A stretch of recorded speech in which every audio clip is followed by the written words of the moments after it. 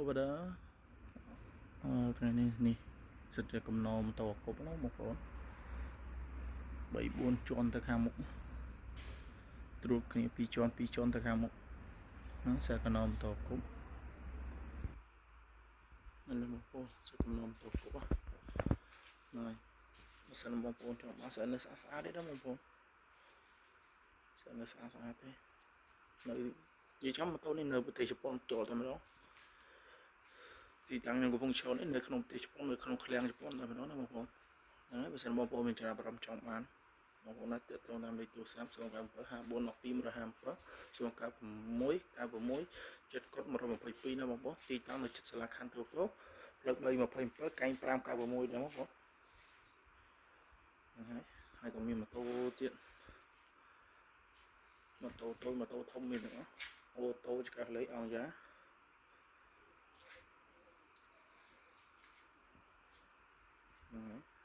សិនបងប្អូនមានចំណាប់អារម្មណ៍ចង់បានបងប្អូនអាចទៅតាមលេខទូរស័ព្ទបាន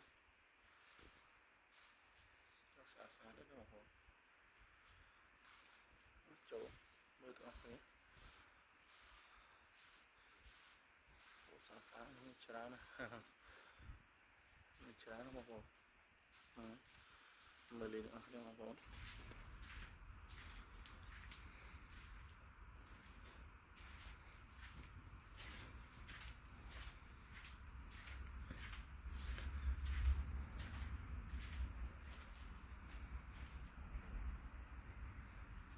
នេះជាប្រភេទម៉ូតូគប់ហ្នឹងមើលលេងបងប្អូនហើយប្រភេទ Bentley ក៏មានដែរណាបងប្អូនបើសិនមានចំណាប់អារម្មណ៍ចង់បានបងប្អូនអាចទាក់ទងតាមលេខទូរស័ព្ទក៏បាន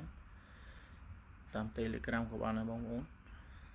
ហើយប្រភេទ Bentley ប្រភេទ Gear ចាំហាង Gear ក៏មានដែរខាងនេះ Honda Tag មានច្រើនតែម្ដងណាបងប្អូនចាំបងប្អូនមានចំណាប់អារម្មណ៍ចង់បានចង់កំងជាច្រើនគ្រឿងជាទូក៏បានដែរបងប្អូនហើយតើបងប្អូនចង់បានច្រើនណាស់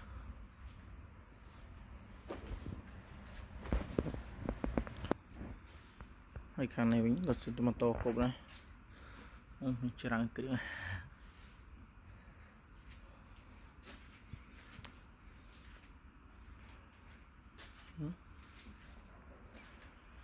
មានចាស់មានថ្មីណាបងប្អូនលាយគ្នាហ្នឹងហើយសិនបងប្អូនពេញចិត្តលើម៉ូតូមួយណាពេញចិត្តម៉ូតូអាចតាក់ទងតាមលេខទូរស័ព្ទក៏បានតគប់ម៉ូតូអង្គយ៉ាម៉ូតូចកាលេអាចតាក់ទងមកបានណាបងប្អូន